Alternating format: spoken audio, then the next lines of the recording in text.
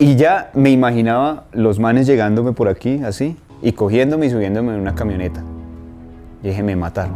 Una persona entra voluntariamente a las FARC por seguridad social. Siempre quería ir a estudiar, o sea, pensaba en el estudio, ser alguien en la vida. Ser el hijo del Mono Jojoy se empieza a crear todo un contexto. Y ahí se empieza a dificultar muchas cosas. Como una salvación, mira, como buscando una libertad, como buscando lo que yo quería en mi vida. No, yo no quería cocinar, yo no quería nada de eso. Y yo veía en la guerrilla esa oportunidad de querer ser yo.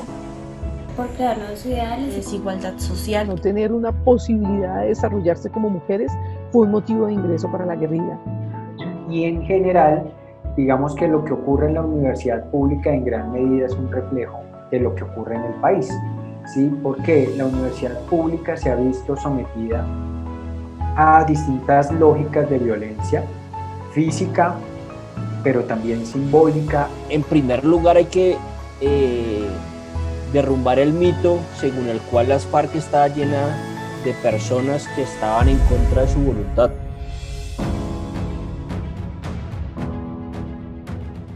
En el 2001 yo ingreso a la guerrilla de las FARC. ¿Sí? Me hacen la invitación y ingreso a la primera etapa de formación, de capacitación y de vinculación con las FARC, que es el Partido Comunista Clandestino Colombiano, que era la estructura política que dirigía las guerrillas de las FARC-EP, tanto en el monte como en las ciudades. ¿Qué estoy haciendo yo? Yo estoy aún estudiando en la universidad, estoy estudiando sociología, desarrollando actividades de trabajo política del Partido Comunista clandestinamente. Ese proceso de capacitación lo hice muy rápido porque es que la capacitación no era, por ejemplo, verse en salones a estudiar, ¿no? No se podía, porque si usted se reunía en esa época del 2002, que es el año de la llegada del dictador narco paramilitar Álvaro Uribe Vélez a nuestro país, si usted se reunían dos personas en una cafetería y a un policía o alguien le daba por decir que usted estaba haciendo algo raro, se lo llevaban, lo metían a la cárcel o lo desaparecían incluso. Y más si usted de casualidad llegaba así a tener algo que ver en esa reunión con cosas de izquierda, de revolución. Entonces es también la época en que yo también me tengo que poner a pensar en que ya no puedo estudiar más en la universidad, ya no puedo visitar mi familia, ya no puedo visitar mis amigos y me introduzco ya definitivamente a la vida clandestina. Cuando uno habla con quienes fueron mandos medios de las FARC, que fueron jefes de frente, generalmente hicieron parte del Estado Mayor Central o secretariado de esa organización, el común denominador es que varios de ellos pertenecían a la JUCO, la JUCO es la Juventud Comunista, o pertenecían al Partido Comunista, o en su momento pertenecieron a la UP, que fue un movimiento que surgió luego del proceso de paz con el Belisario Betancur en el año 84, y que, como sabemos, bueno, aunque la cifra no está del todo determinada, pero más o menos murieron entre 3.000 y 4.000 de sus militantes, pues muchas digamos, muchas de las razones de estas personas se afincan en esa persecución estatal. Vivían en el municipio de Vistahermosa, o sea, una vereda que llama el Alto del Guainí. Llego a las FARC, ingreso en el año 98, o menos finales del año 98. Pues en ese momento pues, estaban los acontecimientos a raíz de la situación política que estaba en ese tiempo el país y estaba en las preparatorias para los diálogos del Caguán, cuando eso se llamó la zona de distensión, que fue la zona de despeje. En 1998 el gobierno de Andrés Pastrana accedió a una negociación de paz previa desmilitarización de una zona de 42.000 kilómetros cuadrados en el sur del país. Las negociaciones se llevaron a cabo en esta zona de distensión, pero fue un proceso muy accidentado, lleno de escándalos políticos. Entonces, durante el Caguán, durante las negociaciones, como la población civil podía acceder a ese lugar, hubo muchos ingresos de jóvenes en ese momento pensando que sí, que esa idea de ponerse unas botas y ponerse un uniforme y un arma les iba a dar la entrada triunfal en algún momento. En 1999 a comienzos estaba estudiando, 10º grado, las persecuciones continuaban. En agosto del 99 ingreso a las FARC. Hubo un cambio de vida bastante complicado. Siempre no es tan fácil uno estando en la ciudad acostumbrarse a la vida del campo y más en las condiciones de una guerra irregular como la que se vivía en las FARC y en Colombia con el Estado. ¿Por qué? Porque pues necesariamente uno está acostumbrado a vivir en una casa o en un apartamento y de repente en la vida entonces uno tiene que andar como el caracol con la casa a cuestas. Cuando hay que andar con la casa a cuestas, pues sencillamente uno se acostumbra a vivir sin mucha cosa. El 13 de agosto de 1999 fue asesinado el periodista, humorista Jaime Garzón, lo cual significó casi que un tocar fondo en la arremetida del paramilitarismo, sobre todo en Bogotá.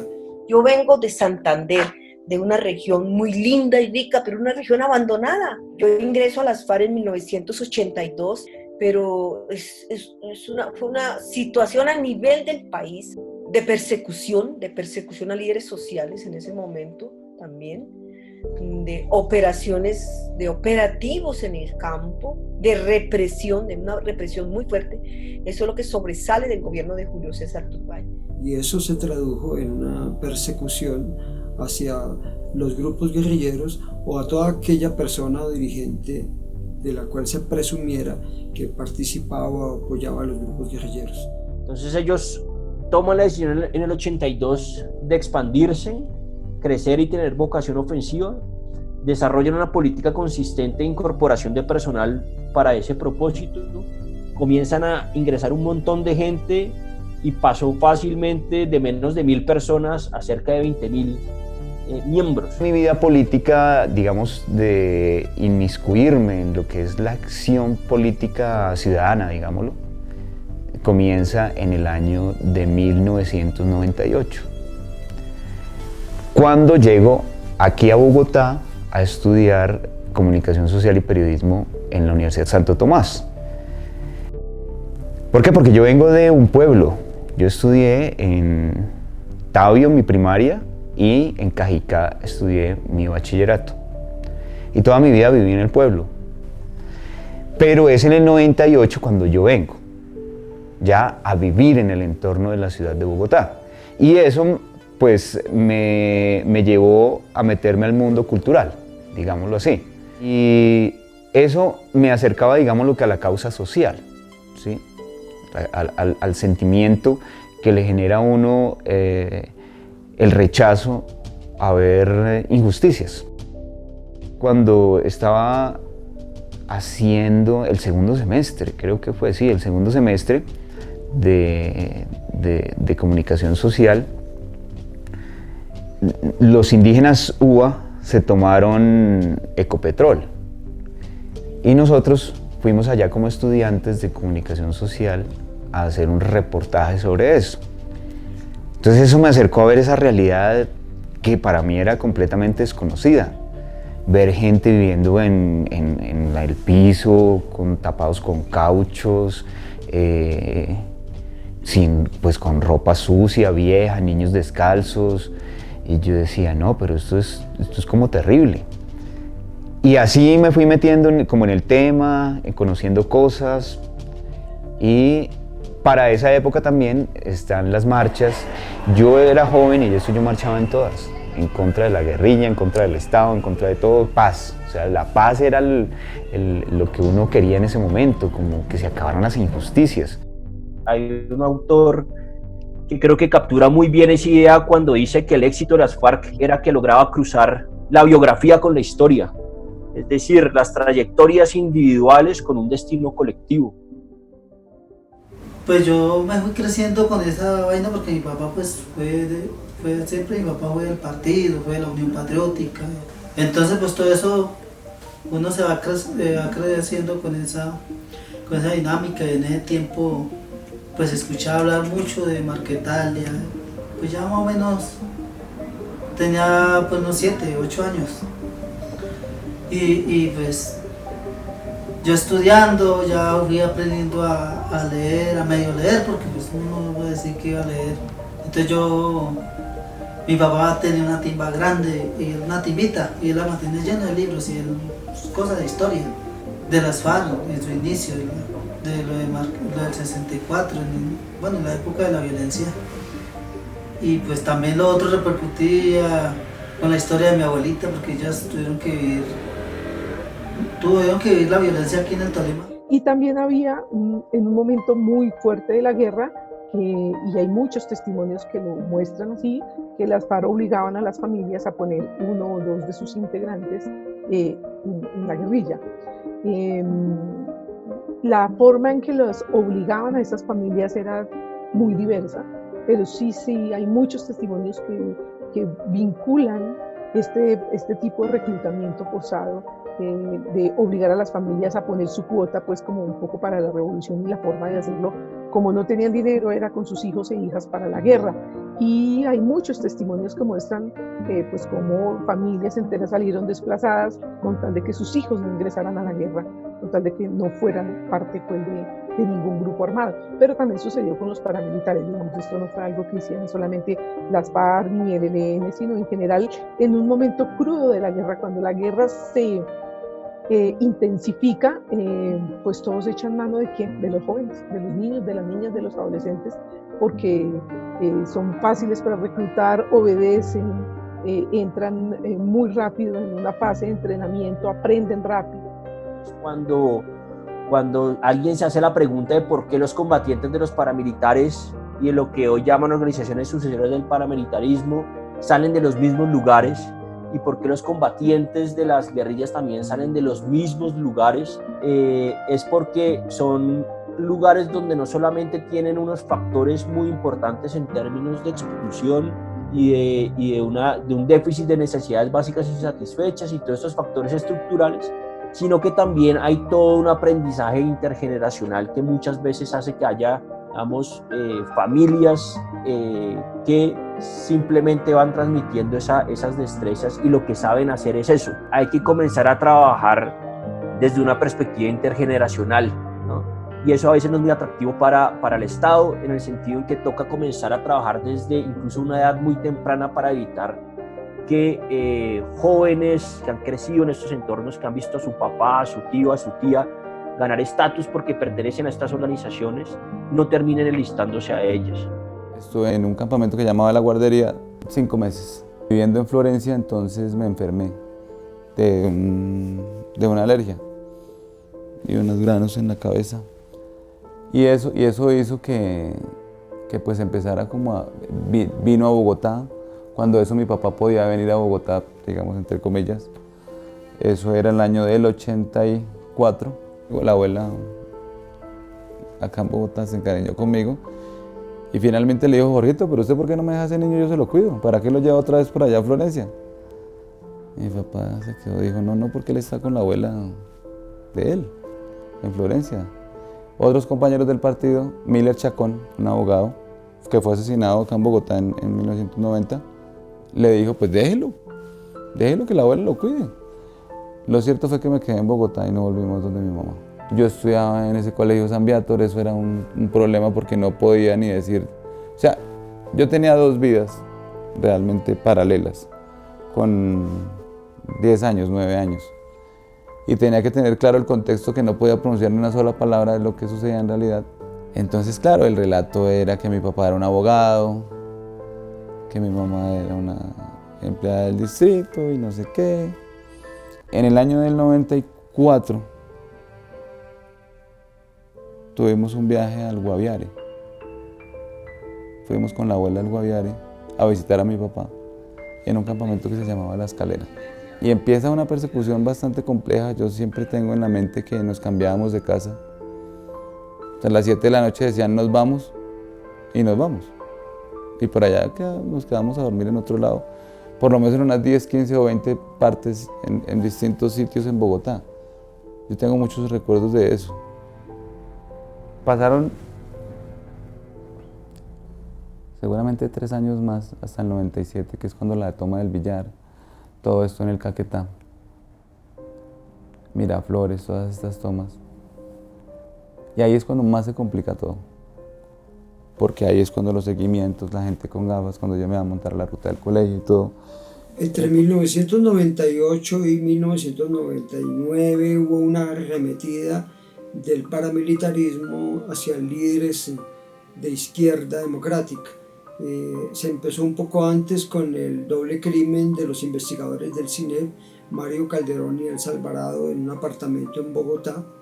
Luego fue asesinado en su oficina el abogado penalista Eduardo Umaña Mendoza el 18 de abril de 1998. Mi núcleo familiar, mi vida, campesinos, mis padres trabajadores de la tierra o labradores de la tierra, una familia muy numerosa, pero como todas las familias campesinas con pocas oportunidades para el estudio, sobre todo que era una aspiración de todos nosotros, pero sobre todo mi mamita era la que más insistía en que nosotras las mujeres, que éramos 9, estudiáramos, decía, estudiáramos para que fuéramos mujeres independientes, para que no dependiéramos de un hombre, para que no tuviéramos que ser las esclavas de los hogares. Pero también en mi hogar se sentía esa violencia estructural hacia la mujer.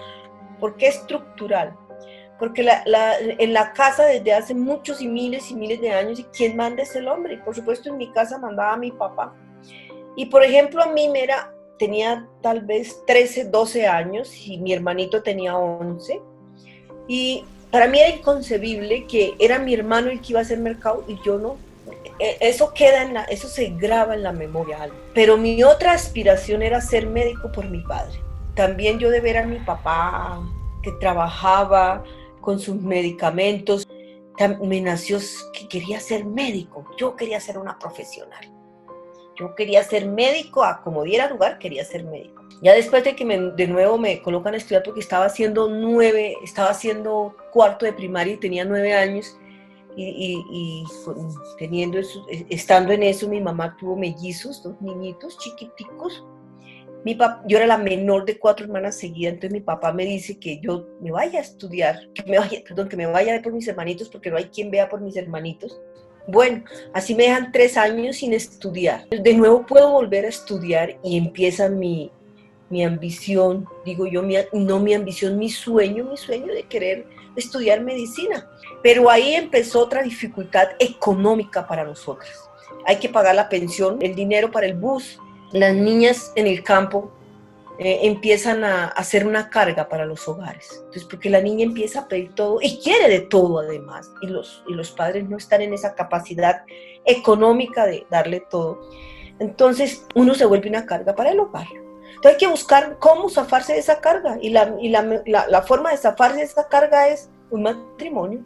Familias campesinas muy pobres que tenían 5 o 6 hijos y iban y les entregaban los mayorcitos o los de la mitad a la guerrilla. Y se los entregaban porque pues no tenían forma de mantener una familia tan grande. Entonces creían los campesinos, y lo vi y lo escuché, que estaban mejor en la guerrilla porque tenían comida, tenían vestido, tenían una forma de vida, no digamos casa, pero una forma de vida, y aunque tuvieran el peligro de estar en la guerra, pues consideraban que allá por lo menos recibían educación y tenían una vida medianamente digna que ellos no podían dar. Y un común denominador en el ingreso de mujeres, y es, en sus casas estaban siendo violentadas física y sexualmente. El futuro que les esperaba como mujeres era casarse con una persona mayor, con una persona que les significara a su familia, la de la mujer, aliviar el peso, ¿no?, económico de una boca por alimentar. Y las mujeres estaban hechas para eso mucho, y todavía sigue siendo así en muchas zonas rurales, ¿no? Entonces, si la niña se casa, listo, salimos de esa responsabilidad, 0 problemas, es una persona que se va a dedicar al campo, a criar a los hijos y a obedecerle al marido, sin posibilidades de estudiar, ni obviamente que aquello de una carrera completamente fuera de todo su alcance, porque muchas de ellas ni siquiera terminaron primaria. Así es que me ubica una persona de la Juventud Comunista que estudiaba sociología en la Universidad de Santo Tomás, porque la Juventud Comunista ya tenía células en universidades privadas, ya había incluso había células en la juventud, de la Juventud Comunista allá en la Santo Tomás, en la Javeriana y en otra universidad, no me acuerdo dónde, creo que en el Rosario.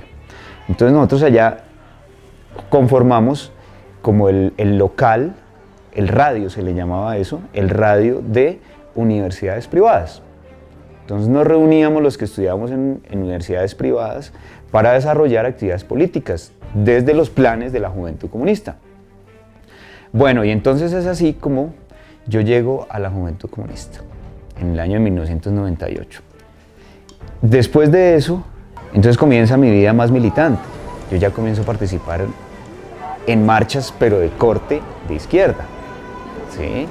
En esa época estamos hablando del 98, 99 y vamos para el 2000, y hay mucha confrontación política, ideológica fundamentalmente. En esa época yo lo caracterizo como una época de una lucha ideopolítica. Eso hace que yo desarrolle el deseo y la inquietud por ir a estudiar sociología, pero dije no quiero sociología ya mismo, voy a estudiar en la Nacional. Cuando llegué allá, pues yo como que les gusté mucho a la gente de allá de la Universidad Nacional, a las células de la Universidad Nacional, tal vez porque era inteligente y además porque yo hacía cosas, que esa es una de las grandes, digamos, habilidades y características del comunista, pero una de las grandes deficiencias de nosotros en la izquierda colombiana, ¿sí? Y es que la gente no le gusta hacer cosas, a la gente le gusta hablar. Pues eso significa que yo radicalizo un tricito más mi lucha. ¿Por qué? Porque ya me vinculo a actividades de orden mucho más comprometidas, digámoslo así, que era salir a las pedreras, salir a pelear con los policías, salir a hacer cantidad de cosas que implica un poquito más de compromiso. Cuando triunfa la Revolución Cubana, ese es uno de los grandes íconos para muchos jóvenes en Colombia. Y el ver al guerrillero barbudo que bajó de la Sierra Maestra armado con su ejército y entró a La Habana y tal, eso fue una imagen icónica que incluso hoy todavía hay mucha gente que repite. Claro que ya después de tantos años pues la gente ya ha entendido que esa no era la vía, pero en su momento, años 59, 60, 61, incluso hasta los 70, esa era la idea icónica de los jóvenes, que incluso muchos les decían que eran guerrilleros de cafetería. Ese era un mote que se le ponía a muchos revolucionarios que hablaban de la guerra y de la revolución, estando en la universidad o en un café o lo que sea. Y muchos, yo no voy a negar que sí encontré que varios de ellos había persecución, pero también había un deseo y una utopía, había un sueño de entrar a la guerrilla y tomarse el poder. Y hasta que yo el momento que yo pedí el ingreso a las FARC, yo tenía 13 años y pedí ingreso. Y incluso le pedí ingreso al comandante del frente que había en ese tiempo. Y entonces él me dijo, no, mijo, usted está muy niño y usted no lo podemos llevar todavía porque usted es un menor de edad. Cuando tenga los 15 años o 16 años, sí va a las FARC. Porque tenemos unas normas y unas normas de reclutamiento que no nos permiten llevar menores de edad. A excepción de cosas, digo, que han llegado muchachos jovencitos, pero usted todavía no tiene la necesidad.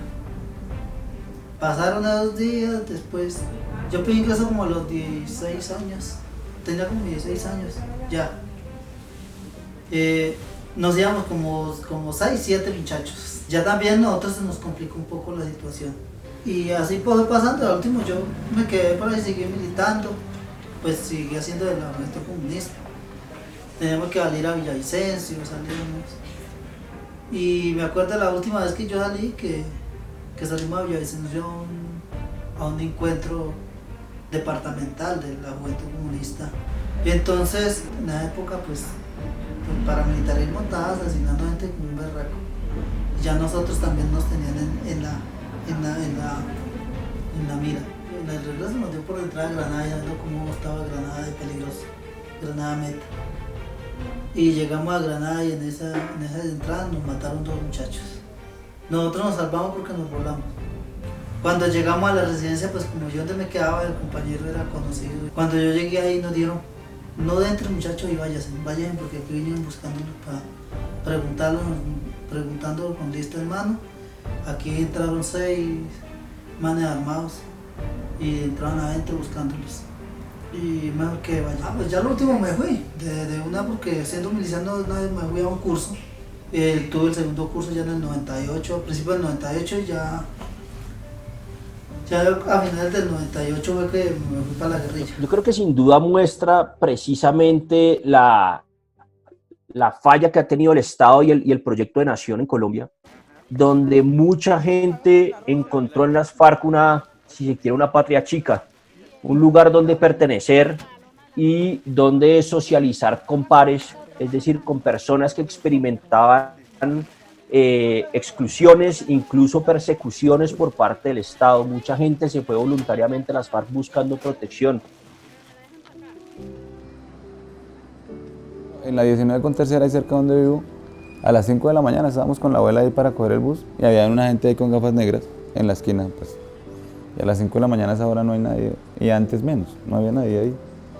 Y pasaron, nos vieron, me monté a la ruta, fueron 6 días así. Entonces eso era muy complejo. Sino que en el 97 ya amenazas de Carlos Castaño y todo esto, porque ya habían habido pues combates con los paramilitares en Córdoba. Y eso hace que pues empiecen a dificultar las cosas hasta para la misma vivencia y hasta para los mismos viajes allá. Obviamente casi nunca iba. Fueron 3, 4 veces que pude visitar a mi papá en todo ese tiempo. Y entonces la confrontación con los paramilitares también empieza a avanzar. Entonces, y una de las figuras pues más emblemáticas de la guerra, ponerlo así, de lo que el Estado ponía, pues era el Mono Ojoy. Entonces, buscar a la familia, el Mono Ojoy, la familia, los hijos, tal, pues es una práctica que no solamente han utilizado con otros, sino con muchas familias de dirigentes, de las y los dirigentes que han sido sobresalientes en el M-19, en las FARC, son prácticas que el Estado, como concepción de Estado, ha utilizado con toda la doctrina de teoría de seguridad nacional para pues, quitarle el agua al pez. Todos estos son factores de guerra sucia que hacen parte de este proceso. Sí, efectivamente es así.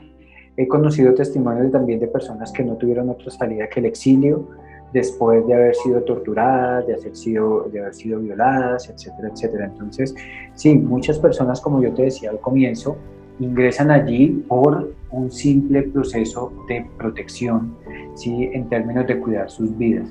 Efectivamente, porque pues, el Estado mismo no las puede garantizar debido a que el Estado hace parte de la contraparte, digamos, violenta en esta situación. Las opciones que me daban a mí como mujer, era, se casa, o si como no puede estudiar le toca casarse, ¿sí? Y como no puede estudiar, entonces si se quiere ir a buscar un futuro en la ciudad que no lo hay, no lo encuentra uno, se va a trabajar de prostitución o a trabajar en una casa de familia. Entonces no encuentro la forma de realizarme. Entonces, ¿qué opciones me da el Estado? ¿Hacia dónde me tira el Estado? Y eso es lo que me obliga, las circunstancias de la vida, porque yo estoy en mi casa juiciosa con mis hermanos, teniendo ya casi los 17 años, cuando llega la guerrilla. Yo quería esconderme, les tenía un miedo pavoroso, un miedo que incluso mi papá mismo nos había inculcado, protegiendo a los pequeños, porque uno pequeño y en el campo tiene la vida y el mundo libre para correr por todo lado y caminar. Uno de niño no ve el peligro, pero mi padre, para protegernos y para evitar que nosotros nos fuéramos de la casa, porque no permanecíamos, nos íbamos todos. Entonces mi papá y mi mamá, para que no hiciéramos eso, nos decían que ojo con la chusma, que nos iba a salir la chusma. Ese era el diablo de nosotros, la chusma. Y para nosotros, para la chusma, era que eran unas personas horribles, feísimas, vestidas no sabíamos de qué manera, pero nos iban a asustar, y ese era el peligro que nos podía representar. Y entonces uno ya le tenía miedo, ¿no? Desde pequeñito teníamos miedo. Claro, cuando llegan a mi casa la chusma, la guerrilla, porque yo me asusto terrible, yo quería esconderme, yo no quería. Todo lo que me preguntaron, hasta con pelos y señales, lo conté, absolutamente todo. El punto de ruptura es la séptima conferencia en el 82, donde básicamente lo que adoptan es el nuevo modo de operar, las unidades del trabajo o la comisión del trabajo de masas. y eran personas especializadas precisamente en buscar combatientes que fueran aptos, y ahí evidentemente que buscaban personas evidentemente que no fueran a ser infiltradas, ¿no? Entonces, por lo general, el proceso de incorporación estaba mediado por unas redes de sociabilidad previos que venían, por ejemplo, de las zonas donde controlaban, ¿no? Es decir, no se iban a reclutar al terreno del enemigo, sino que era ahí en las mismas veredas donde ellos controlaban, conocían la población, a las familias, y las familias los conocían a ellos. Entonces como que se me fue haciendo la idea, me quiero salir de la Juventud Comunista, me quiero salir de la Juventud Comunista. Hasta que un día definitivamente asesinan a un compañero que se llama Giovanni Blanco, que era un estudiante de medicina de la Universidad Nacional. Salimos a hacer un tropel y ahí en la cortina de muchachos que estábamos tirando piedra, le meten un tiro a él acá en el corazón, es un tiro de francotirador, y lo matan. Y es cuando me contacta la persona que te digo, de las FARC.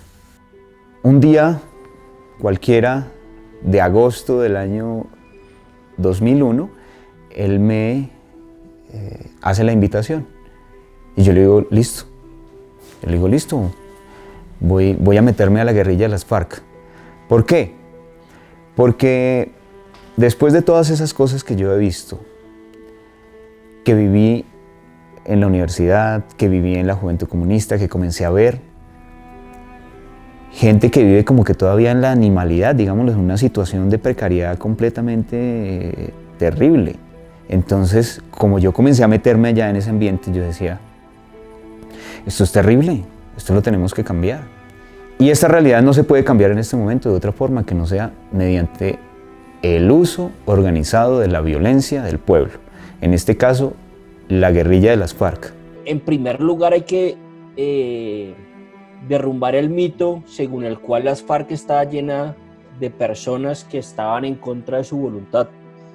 Si eso hubiera sido así, las FARC nunca hubieran tenido la capacidad militar que alcanzaron a tener.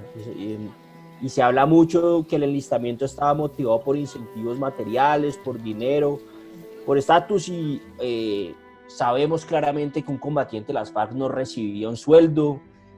Usualmente cuando capturaban recursos para beneficio individual, pues tenía unas consecuencias que a veces podía costarle la vida. Muchas veces se cree que todo esto es forzado, que es obligatorio, y digamos que en gran medida se hace también en contextos en que las personas, digamos, tienen una convicción política en relación con el proyecto político que presenta el grupo armado. Pues en ese tiempo a mi papá le tocaba huir porque lo buscaban para matarlo, y a uno pues le remetían contra, aparte que buscaban lo de la familia, el padre de uno para matarlo, agredían a la familia y lo agredían a uno, entonces, y no tenían con eso, pues robaban, quemaban, encontraban, y cualquier cosa que encontraban así le metían candela. Entonces todo eso es una realidad porque eso lo vivimos, y no solamente lo viví yo, y creo que lo vivieron muchos compañeros nuestros. Entonces pues todo eso son cosas que van germinando y van fermentando a que uno tome decisión de a ir a coger un arma, no porque uno haya sido aficionado a ir a echar plomo, ¿no? Las necesidades, pues vuelvo a digo, la represión ha sido muy berraca. ¿Cómo juzgar? Yo no me atrevo a juzgar a la gran mayoría de esos excombatientes, pues porque ingresaron por unas razones por las cuales yo jamás lograré entender, porque nunca viví algo siquiera parecido. Que ya adentro cometieron delitos, claro, y eso no lo vamos a negar. Muchos terminaban allí por hambre, por exclusión, porque lo único que conocieron en sus pueblos como autoridad fue la guerrilla. La idea que tenían de las fuerzas estatales no era la mejor. Entonces eran fuerzas estatales que generalmente llegaban con represión, llegaban a, digamos, a maltratar al campesino. Entonces esa idea de las fuerzas militares o estatales maltratadoras, violadores de derechos humanos, persistió por mucho tiempo, y la autoridad, insisto, con todas las fallas y errores que tenía, en algún momento fueron las FARC, y entonces decidían entrar a las FARC. Yo tengo 14, 15 años, quiero salir a andar, quiero salir a hacer un poco de cosas. Entonces también empiezo a tener problemas porque ellos me dicen que no y yo que sí, entonces me iba. Eso también generó dificultades. Y también un punto de inflexión, pues fue ya un día entrando a la casa, a mi tía que vive en Bélgica, le dijeron que si yo no me iba, que me iban a secuestrar. O sea, la cogieron y le dijeron, venga, unos manes en unas motos, la pararon y le dijeron, bueno, si ese muchacho no se va, lo vamos a secuestrar. Ahí pues mi tía, en todo un trauma, pues nos comentó, dijo, aquí es difícil. Entonces empieza a tomar la decisión, no solamente irme para la guerrilla, sino como por irme a estudiar a otro lado, a otro país, era como la idea. Porque mi tía siempre estuvo pensando, y ellas, mi mamá y mi otra tía, que me fuera a estudiar a otro país, a Europa. Entonces ahí no había como esa opción. A mí realmente no me parecía la opción irme para Europa. Siempre eso, me gustaba mucho estudiar, yo quería estudiar, quería hacer esto y lo otro. Realmente no concebía esa posibilidad mucho. Mucho en la idea de que yo siempre he pensado que los problemas hay que afrontarlos no como yéndose uno. A la par de eso, el abuelo siempre estaba como con una formación comunista en la casa. Siempre me decía, bueno, si usted algún día se va por allá, vea, hay que ir por allá, pero hay que saber a qué se va por allá. En el 94, en el viaje que hice en el 94, a un campamento de mi papá. A un campamento que estaba mi papá, yo tenía 10 años. Yo veía que era una vida en comunidad. Eso me pareció supremamente importante. Una familia grandota. La gente allá tiene unos altos valores de humanidad. Acá es muy distinto, eso es otra cosa. Eso me parecía muy importante. Seguramente otra cosa también es, bueno, todo lo que me enseñaba el abuelo de lo que era pues, la ideología del comunismo, de luchar por el pueblo, de la justicia social. Y esos valores también incidieron mucho en tomar esa decisión, pienso. Seguramente uno cuando se va no es muy consciente de por qué se va a la lucha. Igual por lo que uno piensa hay que luchar, por lo que uno piensa y por los ideales que se tienen. En medio de las dificultades que sea, siempre todo eso claro. Esa ida a la guerrilla se da en ese agosto, después de eso que sucede, que le dicen a mi tía. Cuando estoy allá, pues me doy cuenta y digo, bueno, yo aquí me embalé también, aquí esto no está fácil. La decisión de vincularse o no a la insurgencia no es una decisión voluntarista de las personas, sino que esas decisiones están totalmente condicionadas por un entorno, por unas condiciones históricas, por unas condiciones políticas, por unas condiciones sociales, por unas condiciones económicas. Mi vida clandestina, como te digo, comienza propiamente en el 2002. 2001. ¿Por qué tiene uno que vivir en la clandestinidad?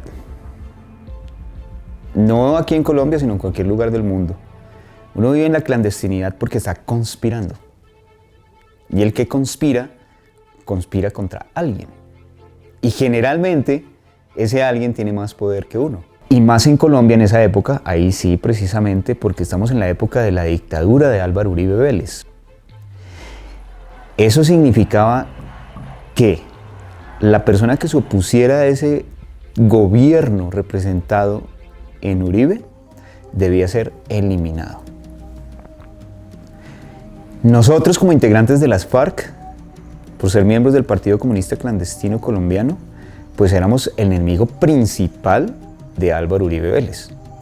Entonces, que nosotros nos dejáramos ubicar por Álvaro Uribe Vélez significaba que nos acababa, nos mataba, nos eliminaba. Y así duré hasta que, como te digo, cuando se generan unos problemas graves de seguridad aquí conmigo en la ciudad. Yo ya había ido al monte varias veces, había vuelto y así sucesivamente. Y pues me lo comprobaron. ¿Por qué? Porque un día estando yo en el Parque Nacional, sentado por allá, en una parte de arriba solo, porque, pues como te digo, la vida clandestina estaba allá, y llegó un agente del DAS. Uno, ¿por qué sabe que es un agente del DAS? Pues por la pinta. La pinta del agente del DAS es lo que nosotros llamamos el tira.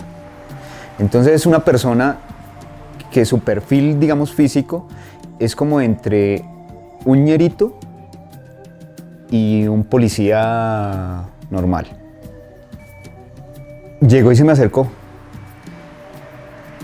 y me dijo, yo estaba solo, imagínense, en ese parque, solo. Cuando llegó el tipo y me dice, se me presenta de esta forma. Él dice, yo soy Omar Alberto Navarro Díaz. Pues esos eran mis nombres, ¿sí? Esos eran mi nombre civil, el que está en mi cédula. Cuando ese tipo me dijo eso, a mí se me subió y se me bajó y volvió y se me subió y volvió y se me bajó, mejor dicho. Yo quedé frío. Y ya me imaginaba los manes llegándome por aquí, así, y cogiéndome y subiéndome en una camioneta. Y dije, me mataron. Entonces el tipo me dijo, usted tiene malas amistades. Usted está metido con las FARC. Me dijo, lo mejor que puede hacer es dejar eso porque si no lo pueden matar. Y yo de una vez tenía una maletica y metí un libro que tenía ahí, cerré la cremallera mirando para todos lados y yo le dije, bueno, muchas gracias, muy amable. Entonces, uno no conoce a la gente, uno los ve, pero uno no sabe quiénes son. Le dije, muchas gracias por ese consejo. Y cogí mi maleta y me desaparecí, me bajé rápido para la séptima. Pero eso sí, iba con el corazón así, y con la cabeza pensando mil cosas. Además porque yo en ese momento vivía con mi compañera. Entonces yo dije, no, pues si me tienen a mí, la tienen a ella. Ella llegó por la tarde y le dije, bueno, mira, pasó esto, ya esto aquí es invivible. ¿Por qué? Porque ellos nos asustan. ¿Para qué? Para que dejemos de estar en las FARC. Pero yo no lo iba a hacer porque yo estaba muy convencido de que eso era lo que yo debía hacer. Entonces yo le dije a ella, no, nos vamos, yo por lo menos me voy para el monte. Y nos fuimos, y es cuando yo digo, a dedicar mi vida en la guerrilla. Y salí de Bogotá una noche, si no estoy mal, creo que fue un 25, un 26 de agosto también. Cogí mi maletica, una maletica ahí, sencillita, y llegué allá y desde ese día no volví a salir hasta que volví a la ciudad en el año 2017. Con la llegada de Álvaro Uribe Vélez al poder, pues se recrudeció el conflicto armado. Su política era la de seguridad democrática, pues viene una sucesión de escándalos, el primero conocido como las chuzadas del DAS, con hostigamiento y espionaje a opositores, políticos, periodistas. Digamos que lo que ocurre en la universidad pública en gran medida es un reflejo de lo que ocurre en el país, ¿sí? Porque la universidad pública se ha visto sometida a distintas lógicas de violencia física, pero también simbólica, etc. Entonces, me explico, física en el sentido de que hay estudiantes que se han visto desaparecidos, hay estudiantes que han sido asesinados.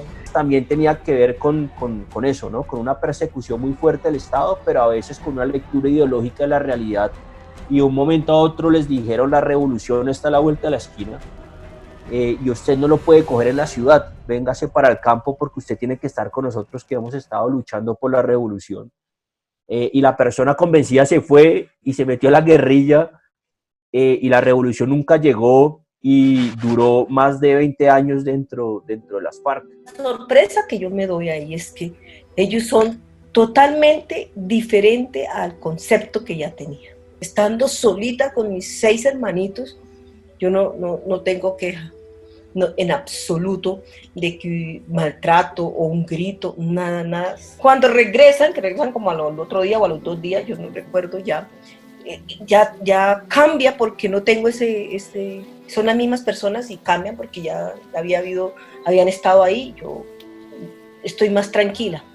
Siguen preguntando en cosas, están ahí, se van, de nuevo regresan, yo estoy solita y yo soy la jefe del hogar. Entonces, lo que recibo de ellos es ayuda. Ellos llegan y me ayudan a traer las vacas, por ejemplo, me ayudan a cargar la leche y yo me voy a llevar la leche, vuelvo y encuentro todo bien, ¿no? Yo no encontré nada raro, por ejemplo, hayan esculcado, por ejemplo, mi casa, nada en absoluto. Ellos se retiran, ahí están mis hermanos, y eso por supuesto va generando una relación de confianza hacia ellos, porque ya uno ve que no hacen nada. Ahí las modalidades variaban, pero digamos, una en los contextos campesinos que ellos controlaban tenía mucho que que ver con ir a las casas de las personas, ¿no? De los campesinos, presentarse en sus casas, ayudarles digamos, a poner las cercas y hablarles un poco de lo que era las FARC, de lo que querían hacer. En otro viaje viene una compañera que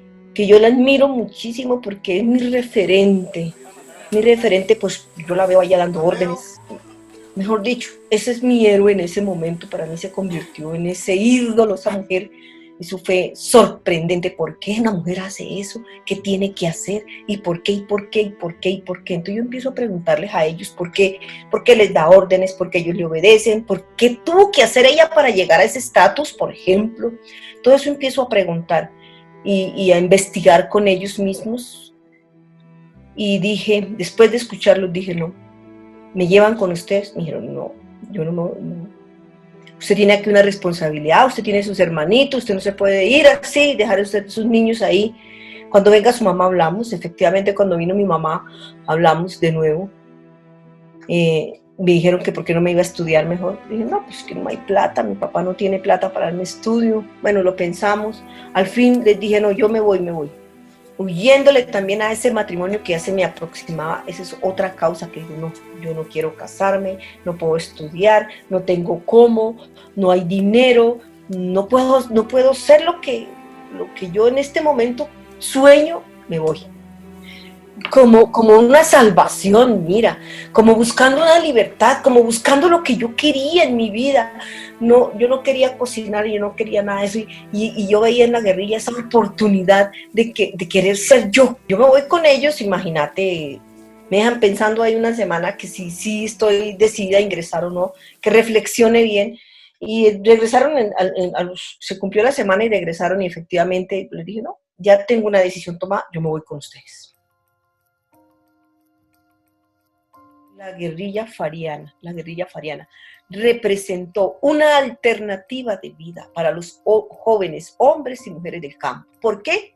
Por las causas sociales de abandono, porque el Estado nunca se pensó una política pública de apoyo a la juventud como hoy, en pleno siglo XXI no la hay.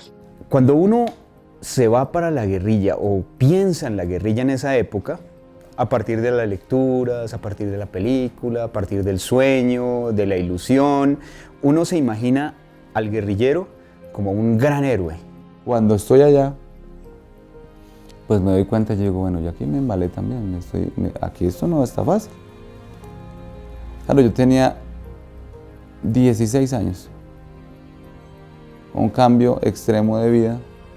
Llegar a las FARC, pues, es un cambio total, es un cambio en absoluto porque uno se encuentra en un nuevo mundo.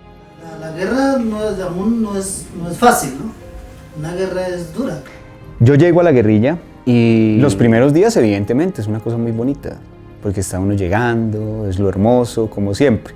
Pero ya cuando uno lleva 1 año, lleva 2 años, ya se da uno cuenta cómo es la vida propiamente en el monte, y en la guerrilla, y en las FARC.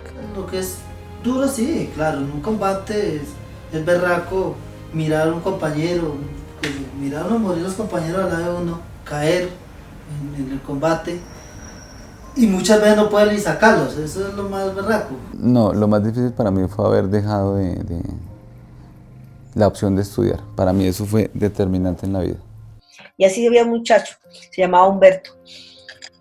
Y viene un bombardeo, por Dios, y me tocó recogerlo. ¿En qué circunstancias? Todo destrozado, ay no. Pero la realidad cuando yo llegué a la guerrilla, ya, esa fue la realidad dura.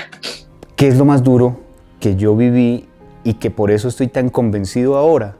Cada día de mi vida me levanto convencido de que la guerra nunca más puede ser en nuestro país, porque yo me fui para la guerrilla dejando a mi mamá acá en la ciudad. Estuve en la guerrilla y volví acá y mi mamá ya no está. Ella está muerta. Ella murió 5 años antes de que yo saliera del monte, de los diálogos de paz. Ella murió en el 2012 y yo salí en el 2017. Y tener ese dolor todos los días no haberla visto, para mí es lo más duro. Es lo más duro, porque yo me ilusionaba. Cuando llegamos a La Habana, yo me ilusioné que quería ver a mi mamá y que le iba a ver. Porque antes no me ilusionaba eso porque yo estaba convencido de la guerra y que me iba a morir en la guerra y que nunca más iba a volver a ver a nadie, entonces no. Pero cuando se abrió ese escenario de los diálogos y todos dijimos vamos a poder volver, pues lo primero que uno piensa, en el caso mío, me imagino que en los otros también fue la mamá. Voy a ver la mamá, voy a ver mi mamá, voy a ver mi mamá. Pues resulta que yo salí y mi mamá estaba muerta. Entonces eso fue un choque durísimo. Yo estaba en La Habana cuando me enteré y estaba solo, me acuerdo, en la sala donde yo vivía, cuando mi hermana me contó, además mi hermana me contó, pues ella yo creo que no sabía que yo no sabía y me dijo, no, pero mi mamá está muerta. Y a mí ese momento como que todo se me cerró, se me nubló y lloré ahí en la casa. Bueno, mi motivo de paz es que logremos subsanar todas las heridas que ha vivido la sociedad a raíz de este medio siglo de confrontación, ¿sí? Y que esto no se vuelva a suceder. Poder que las nuevas generaciones, poderles contar otra historia, una historia más completa de lo que ha sido la historia de este país. Un país en el que esa diversidad que construye algo hermoso nos dé la posibilidad de que nunca más nuestras familias tengan que vivir dolor, tristeza, separación, muerte. Que una de las cosas que usualmente no se tienen en cuenta y que en Colombia se ha fallado una y otra vez es no tener políticas consistentes con los sectores juveniles de estas regiones rurales o semirurales. Nosotros no podríamos pensar en la reconciliación del país ni en la construcción de paz si no logramos humanizar a los guerrilleros, ¿sí? Es decir, no que se vuelvan mejores seres humanos, sino nosotros mismos los que hemos estado por fuera del conflicto, entender que ellos son seres humanos. Uno es una víctima del conflicto, ¿no? Porque uno ni siquiera pudo decidir qué hacer de su vida. Que fue una sociedad con todas sus fallas, un Estado con todas sus fallas, el que terminó de alguna manera impulsando a muchos de ellos a la guerra. La guerra deja dolor, la guerra destruye familias, la guerra destruye, si destruye la familia, destruye la sociedad. La guerra deja profundas heridas y un no a la guerra y un sí a la paz, firmemente comprometidos con la paz, porque viví la guerra, porque me tocó la guerra. Por eso digo no más a ella, sí a un país justo y equitativo que entre todos podemos construir.